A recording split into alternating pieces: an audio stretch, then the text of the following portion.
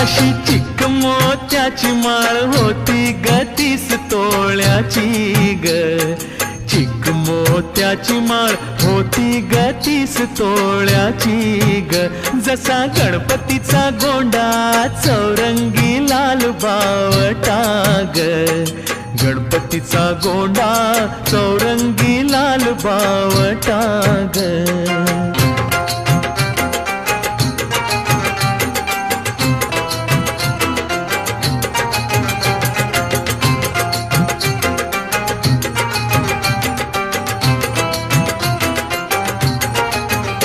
या चिकमाळेला रेशमी मौचार दोराग, या चिकमाळेला रेशमी मौचार दोराग, मऊ रेशमाच्या दोऱ्या